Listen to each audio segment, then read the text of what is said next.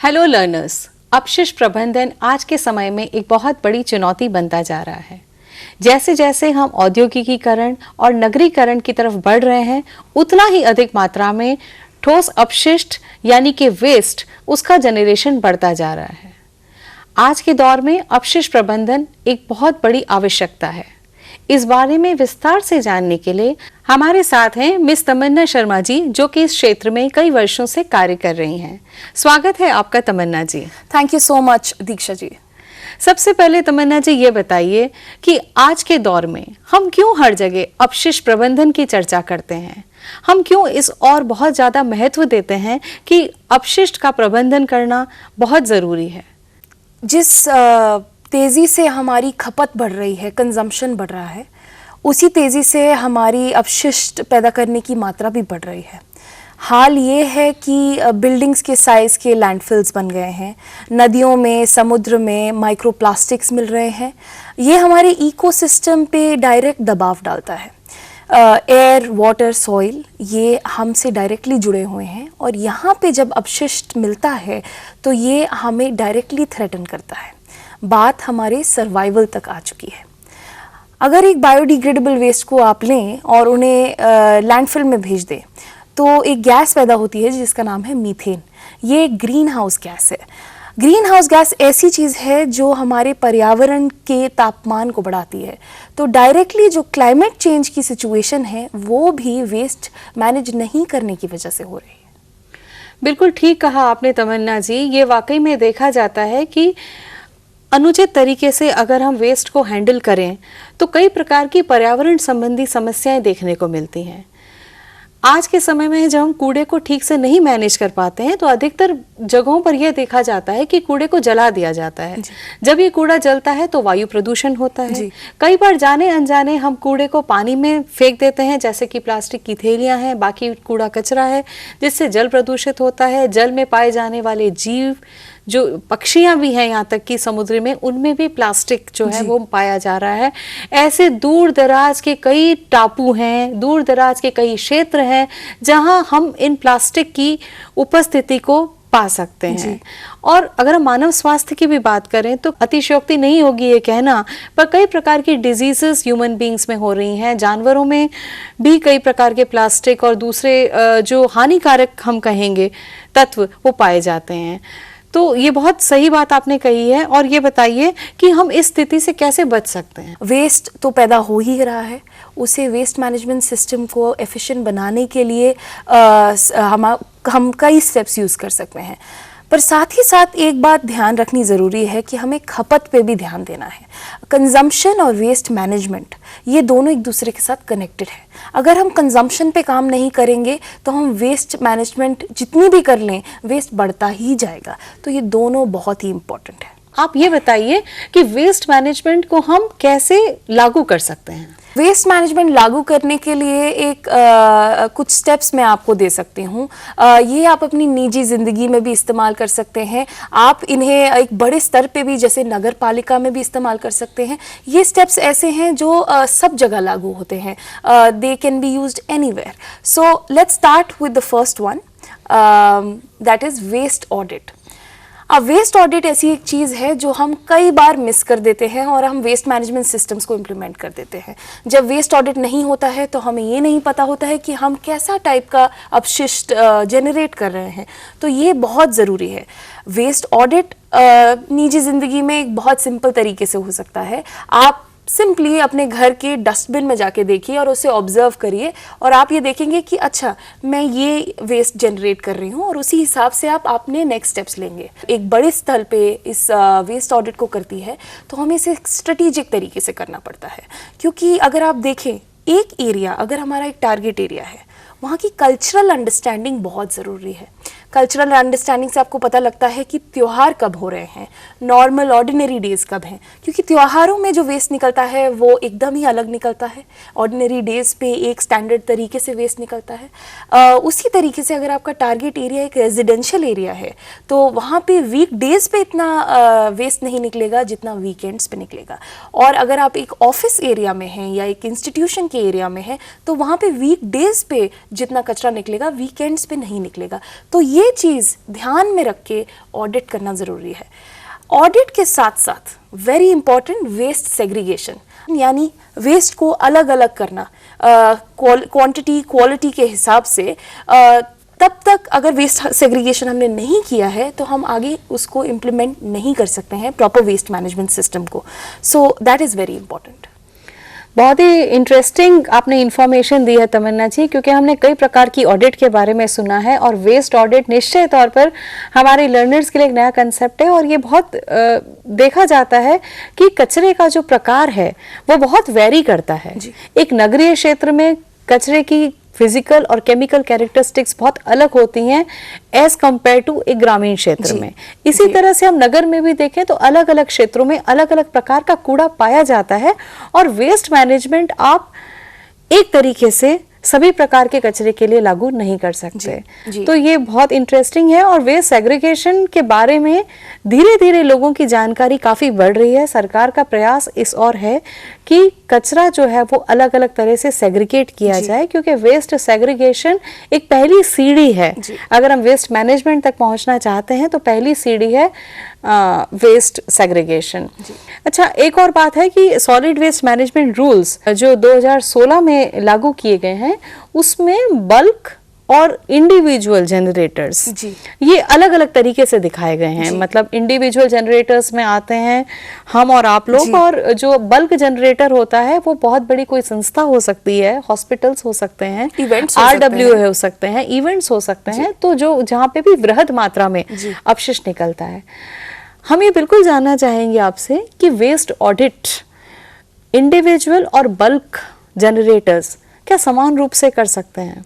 Individuals के लिए जैसे मैंने आपको बताया कि बहुत आसान है करना। अपनी पर्सनल कंजम्पशन देखना बहुत ही ज़्यादा आसान है, क्योंकि आप जब आप रोज़ अपनी कंजम्पशन ऑब्जर्व कर सकते हैं। आप देख सकते हैं, अच्छा तो आज मैंने इस थैली में अपनी सब्जियां खरीदी, तो अगर मैं ये थैली हटा दूं तो शायद मेरा वेस्ट कम भी हो सकता है और मैं वैसा मटेरियल भी हटा सकता हूं जो रिसाइकिल नहीं होता, जो आगे जाके हमारी जो 2-3 आगे स्टेप्स हैं उसमें काम आता है। तो ये ऑब्जर्वेशन बहुत इंपॉर्टेंट है। पर जब हम बल्क जनरेटर की बात करते हैं, अगर वो एक ऑर्गेनाइज तरीके से हो रहा है, कोई एक डिसीजन मेकर है, तो वो डिसाइड करते हैं कि हमारे कैफेटेरिया में क्या चीज़ आएगी, हमारे ऑफिस में कैसी स्टेशनरी आएगी, हम कैसा वेस्ट जनरेट करेंगे, तो वहाँ पे भी हम उसको कंट्रोल कर सकते हैं, हम उसे समझ सकते हैं। लेकिन पब्लिक स्पेसेस ये थर्ड एरिया हो जाता है जो हमारे कंट्रोल में होता ही नहीं, जो नगर पालिका जिसका हर रोज़ उसकी प्रॉब्लम के साथ वो जूझते हैं। सो वहाँ पे भी हम एक स्ट्रेटेजिक तरीके से यही अलग अलग दिनों में अलग अलग एरिया को टारगेट बना के, जियोग्राफिकल सेंस में टेरेन कैसी है ये सब देख के वेस्ट ऑडिट कर सकते हैं। तो हमें पता लगता है क्वांटिटी और टाइप। जब क्वांटिटी और टाइप पता लग जाता है उसके बाद हम वेस्ट मैनेजमेंट सिस्टम को इम्प्लीमेंट करते हैं। तो फॉर एग्जाम्पल आपको पता लगा कि आपके वेस्ट ऑडिट में इतनी मात्रा बायोडिग्रेडेबल मटेरियल की है और उससे अलावा जो मटेरियल्स हैं वो रिसाइक्लेबल हैं, तो आप उस टेरेन के हिसाब से आप फैसिलिटीज़ बना सकते हैं। अगर आप एज एन इंडिविजुअल करना चाहते हैं तो आप अपने आसपास के पार्टनर्स को ढूंढ सकते हैं जिनको आप अपना वेस्ट दे सकते हैं। पर अगर आप डिसीजन मेकर हैं या आप वेस्ट मैनेजमेंट पे ही काम कर रहे हैं तो आपको फैसिलिटीज़ तैयार करनी पड़ेंगी। जैसे बायोडिग्रेडेबल मटेरियल बहुत ही आसानी से खाद में बदला जा सकता है और अब तो बायोगैस में भी बदला जाता है, और रिसाइक्लेबल्स लाइक पेपर, प्लास्टिक्स ये भी आराम से रिसाइकिल हो जाते हैं। पर कुछ ऐसे टेरेन्स हैं, जैसे जियोग्राफिकल सेंस में अगर बात की जाए, रिमोट एरियाज़, जिन एरियाज़ में जहाँ पहाड़ों में जो एरियाज़ हैं जहाँ लॉजिस्टिकल प्रॉब्लम्स हैं, ट्रांसपोर्ट नहीं जा पाता रोज़ या फैसिलिटी को हम खड़ा नहीं कर सकते, वहाँ पे मैं सजेस्ट करूँगी वैल्यू चेन बनाना। एक कलेक्शन सेंटर छोटे छोटे गाँवों में बनाया जा सकता है।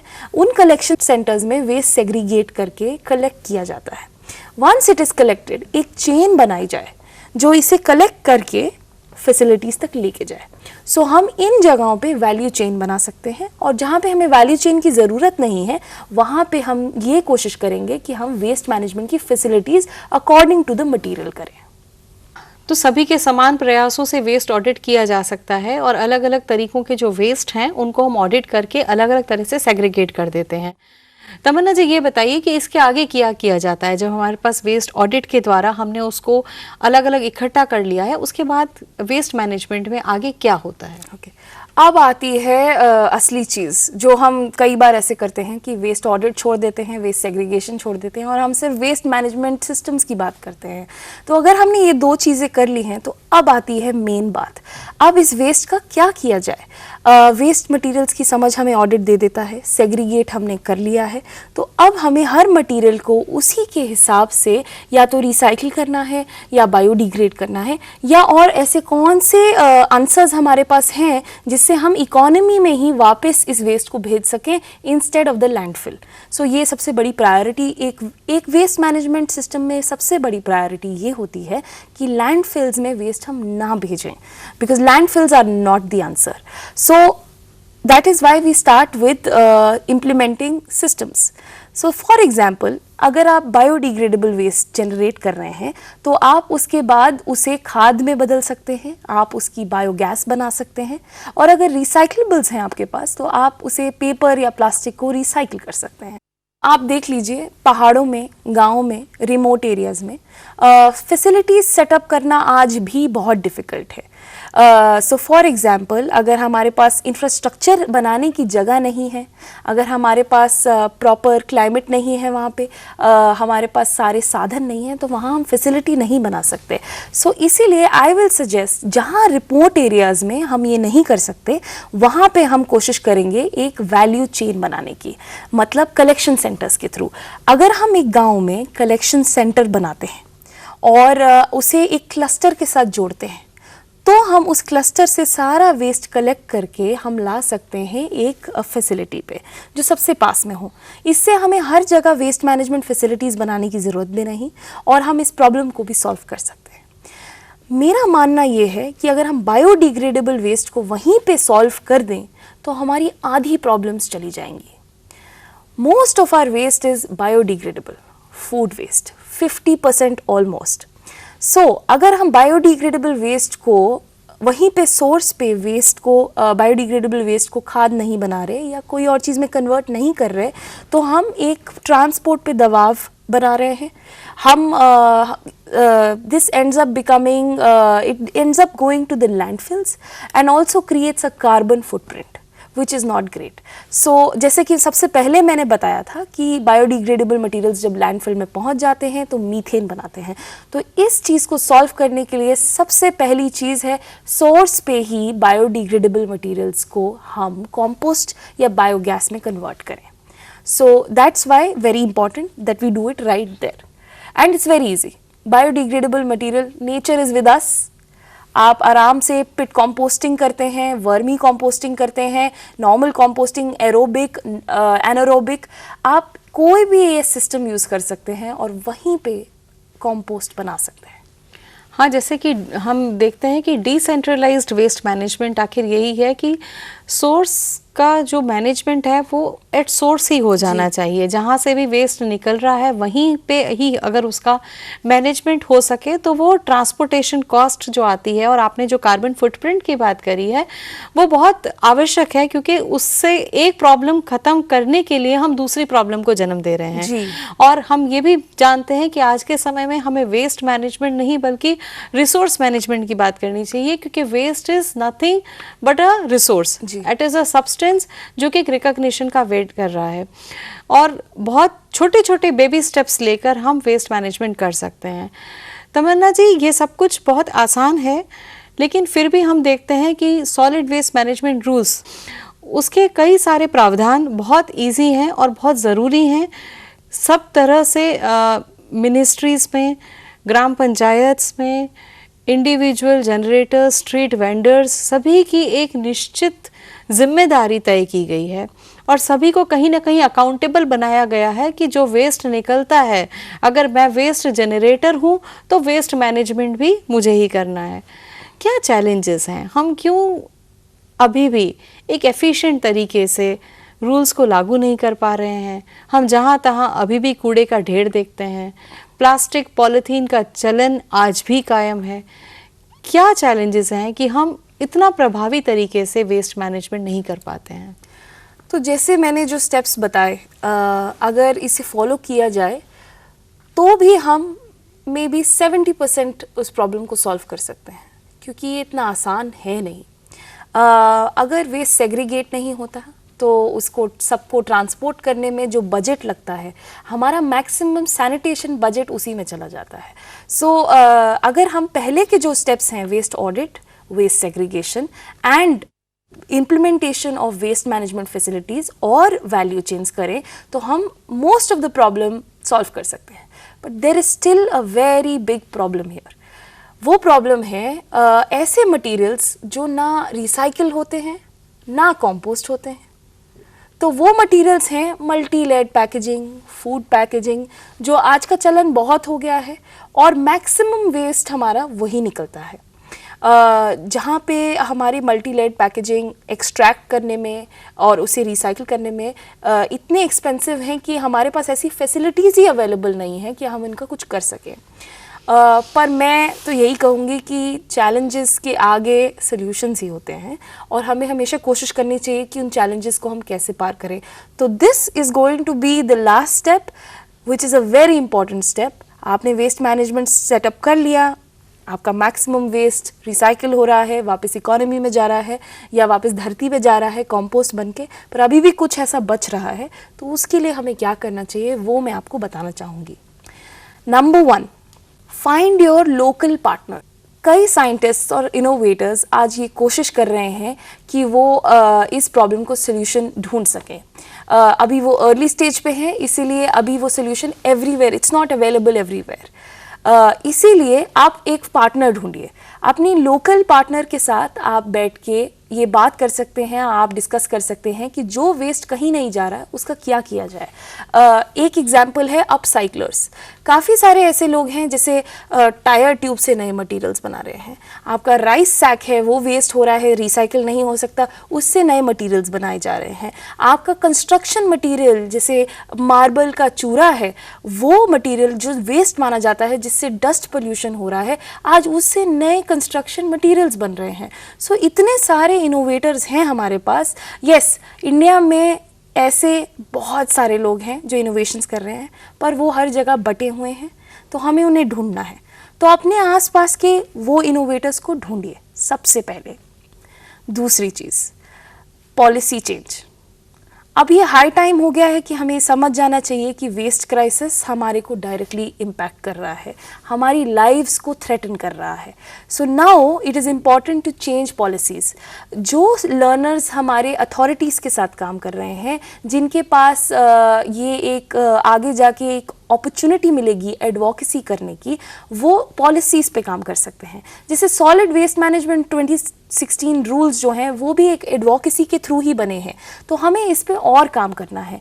हमें उन मटेरियल्स को ढूंढना है जो मैन्युफैक्चरर्स बना तो रहे हैं, पर उसकी पूरी लाइफ साइकिल वो ध्यान में रख के नहीं बनाते। तो ऐसी मटेरियल्स को मैन्युफैक्चर हमें नहीं होने देना चाहिए, क्योंकि ये क्राइसिस बहुत ज़्यादा बढ़ चुका है। अगर हम इसका कंजम्पशन कम नहीं करते हैं तो हम इस प्रॉब्लम को सॉल्व नहीं कर पाएंगे। So second is policy change. Third, हमें अपने ट्रेडिशंस के पास वापस जाना होगा। हमारे ट्रेडिशनल ऐसे हमारे पास मटेरियल्स थे जो सस्टेनेबल थे नेचर में, दे आर इको फ्रेंडली। उसे छोड़ के अब हम नए नए मटेरियल्स यूज़ कर रहे हैं। तो हमें इंडियन ट्रेडिशन में वापस जाके अपने कल्चर में ही ढूंढना पड़ेगा कि हम ऐसी कौन सी चीज़ें करते थे और उन्हें वापस करें। आज भी गांव-गांव, रूरल एरियाज़ में छोटे छोटे बिजनेसेस हैं, स्मॉल मीडियम बिजनेसेस, जो सस्टेनेबल ऑल्टरनेटिव्स को आगे लाने की कोशिश कर रहे हैं। अगर आप वेस्ट मैनेजमेंट के बारे में पढ़ रहे हैं, आगे उसके बारे में काम कर रहे हैं, तो आप उन्हें ढूंढिए, आप उनके साथ काम कीजिए, उनको सपोर्ट कीजिए और सस्टेनेबल ऑल्टरनेटिव्स को वेस्टफुल प्रैक्टिसेस से स्वैप करिए। सो ये है 3 चीज़ें जो हम कर सकते हैं इन चैलेंजेस को पूरा करने के लिए। कहीं ना कहीं आपको लगता है तमन्ना जी कि लोगों की जो अवेयरनेस में कमी है, क्या ये एक रोड़ा बनती है वेस्ट मैनेजमेंट इफेक्टिव नहीं होने में? Awareness is very important of course, लेकिन सारी बातें अवेयरनेस पे टिकी नहीं रहती, क्योंकि एक इंसान के पास जो संसाधन है सामने, वो वही यूज़ करेगा और वो वही जनरेट करेगा। तो अगर किसी को 2 रुपए का शैम्पू का सैशे मिल रहा है तो वो यूज़ करेगा instead of buying a very expensive bottle, isn't it? तो हमारी जो इकोनॉमी है वो अभी लीनियर इकोनॉमी है, उसे हमें बदलना है। Solid waste management and sustainability के थ्रू हम उसे कर सकते हैं, और ये दोनों एक दूसरे से जुड़े हुए हैं, साथ में काम करना ज़रूरी है। तभी हम एक सर्कुलर इकोनॉमी बना पाएंगे जहां एक गरीब को ये सोचना नहीं पड़ेगा कि उसके 2 रुपए के खर्च से क्या इम्पैक्ट हो रहा है। So awareness is very important. I feel सबसे पहले सेग्रीगेशन में अगर अवेयरनेस पैदा हो जाए तो हम मैक्सिमम जो प्रॉब्लम है वहीं पे एट सोर्स उसको सॉल्व कर सकते हैं। Segregation is very important, so इसकी awareness I feel should be prioritize. तो मैं आपसे ये रिक्वेस्ट करूंगी कि जो हमारे लर्नर्स हैं ठोस अपशिष्ट प्रबंधन में प्रमाण पत्र के, जो हमारा प्रोग्राम है certificate in solid waste management, इसके जो हमारे स्टूडेंट्स हैं, लर्नर्स हैं, उनको आप क्या संदेश देना चाहेंगे? लर्नर्स के लिए मेरा एक ही संदेश है, अगर आप ये कोर्स कर रहे हैं तो आप ऑलरेडी राइट ट्रैक पे हैं। ये कोर्स आपको ये बताएगा कि आपको इस प्रॉब्लम का सल्यूशन कैसे ढूंढना है, इस सल्यूशन के बारे में आप आगे क्या कर सकते हैं, और मैं आपको ये बता नहीं सकती कि ये इतना क्रूशल है कि ये हमारी सर्वाइवल की बात आ गई है। सो आप ये कोर्स जब पढ़ रहे हैं, आप ये वीडियो जब देखेंगे तो आप ज़रूर ये ध्यान में रखिएगा कि इन्हें प्रैक्टिकली आपको अप्लाई करना ज़रूरी है। Practical application is very very important. Thank you Tamanna ji, आपने बहुत इम्पॉर्टेंट सब्जेक्ट वेस्ट मैनेजमेंट के बारे में बताया कि वेस्ट मैनेजमेंट सिस्टम्स को कैसे इफ़ेक्टिव बना सकते हैं, और वेस्ट ऑडिट के बारे में हमें जानकारी दी कि कैसे वेस्ट ऑडिट की जाती है, बल्क जनरेटर्स, इंडिविजुअल जनरेटर्स की भूमिका क्या है। बहुत बहुत धन्यवाद आपका। Thank you. Thank you so much.